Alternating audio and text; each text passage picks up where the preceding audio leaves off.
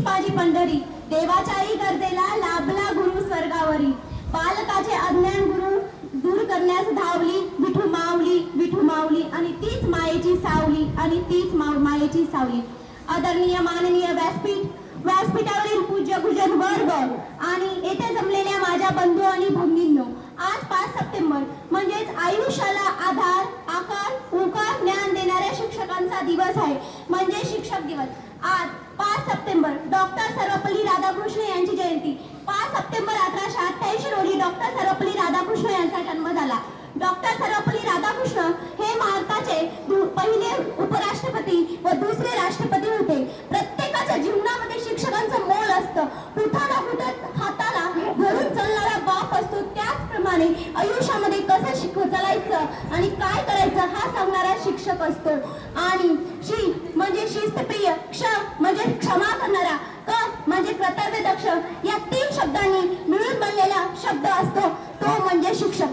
आपल्या लाईफमध्ये, आपल्या जीवनामध्ये आपल्याविषयी नेहमी सकारात्मक विचार करणारे पहिले 2 प्राणी म्हणजेच व्यक्ती आई आणि वडील असतात, आणि तिसरा व्यक्ती हळूच आपल्या जीवनात येतो तो म्हणजे शिक्षक असतो.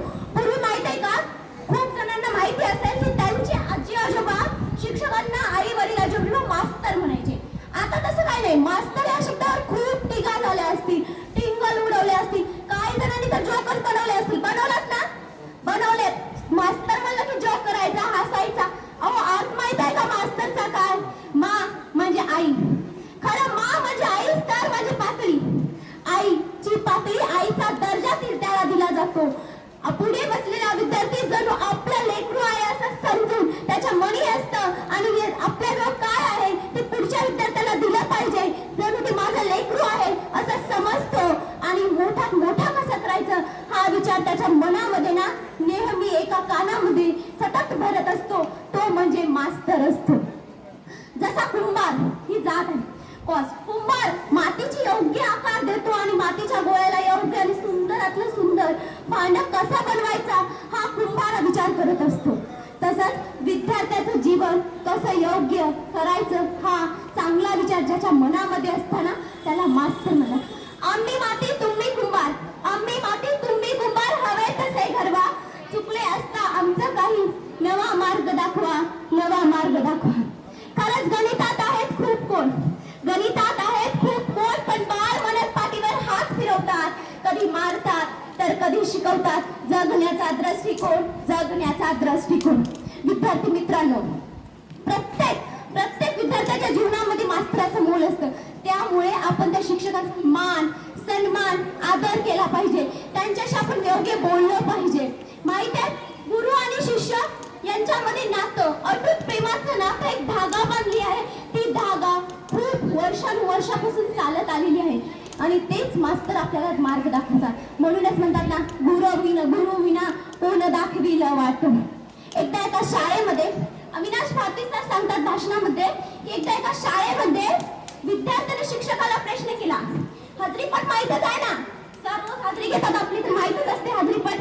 हजरीपटामध्ये वडिलांच्या नावापुढे पालक लिहितात की तुम्हाला प्रश्न बऱ्याच जणांना पडला असावा, आईच्या नावापुढे मेथी का लिहत नाही? प्रत्येकाला पडला असावा. तसंच अविनाश भारतीच्या गुरूंना एका विद्यार्थ्याने प्रश्न केला, सर आई वडिलांच्या नावापुढे पालक लिहितात, तर आईच्या नावापुढे मेथी का लिहित नाही? त्या विद्यार्थ्याने चिमुकल्याने एकदम बरोबर प्रश्न केला, कारण की पडलेले प्रश्न शिक्षकांना सांगणं हे आपलं कर्तव्य असतं. त्याचबरोबर आमच्या शिक्षकांनी इतकं भारी उत्तर दिलं. जे विद्यार्थी, ऐका, जे विद्यार्थी शिक्षक आई वडिलांच्या जीवनाचा भाजीपाला करतात ना, त्यांच्या जीवनाचा कढीपत्ता होतो. का माहित आहे? पालक, मेथी, असंख्य भाज्यांना पोटात जाण्याची तरी परवानगी असते, पण कढीपत्त्याला वरणामध्ये अथवा कोणत्याही भाजीमध्ये तर त्या तेलामध्ये तळावं लागतं, आणि त्याला त्याची अवकात पोटात जाण्यापुरती सुद्धा राहत नाही. त्याला ताटाच्या बाजूला काढून ठेवलं असतं. माहित आहे, जेव्हा तर सगळेच करतात, कढीपत्ता तर सगळ्यालाच माहित आहे, पण त्या गुरुजीने उत्तर दिलं आणि तो विद्यार्थी म्हणला, सर बरोबर आहे. तर शिक्षक सुद्धा म्हटले, बरोबर आहे बा, तुझंही काही चुकलं नाही, तुला प्रश्न केला, तू प्रश्न केलास, मी उत्तर दिलं, प्रश्न संपला. माहित आहे, आधी आपण लई म्हणतो की माझ्या बापानं मला लई मारलं, माझ्या मायनं तर मला लई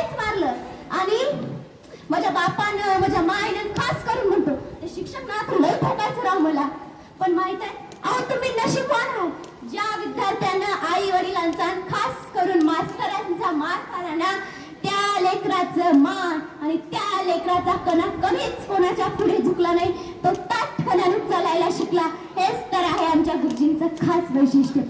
आधी पहिलीला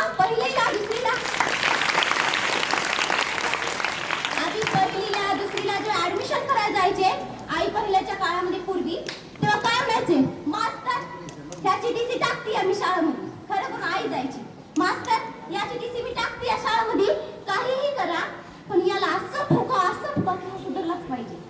पण आता काय करा, मास्तराला ठोकायचं. आता काय म्हणतात, खास करून आई वडील येऊन, मास्तर सर आमच्या डॉलीला ना आम्ही खूपच लाडात वाढवले, खास करून आमच्या बेबीला सुद्धा. त्यामुळे आमच्या बेबीला मी 100 कोटीचा बिझनेस टाकू देऊ. त्यामुळे डोंट केअर सर, आम्ही आमचं बघू. त्यामुळे त्या सरांना ना इलाजून काय म्हणावं लागतं, बाई मला काय गरज आहे, 1 तारखेला महाराष्ट्र शासन 60,000 रुपये अकाउंटवर टाकणार आहे, गरज नाही, तू तिकडे मी इकडे. पण ते नाराज होऊन म्हणतात. बरं, त्यांना म्हणायचं नसतं पण तरी म्हणावं लागतं. आधी पूर्वी काय करायचे, मास्तर जवळ जात असताना विद्यार्थी लांबून जायचा, खाली मान घालून जायचा. आता तसं नाही, सरांच्या खांद्याला खांद्या लावायला शिकता. सरची माहित आहे, सरची उंची 5.5 फूट असेल, तुमची उंची 6.5 फूट असेल, 1 फूट वाढली असेल, मी समजू शकते, वाढली ना 1 फूट, परंतु त्यांची उंची इतकी मोठी आहे, त्यांच्या उंचीला टच करायची सुद्धा तुमची हिंमत नाही. त्यामुळे सरांची उंची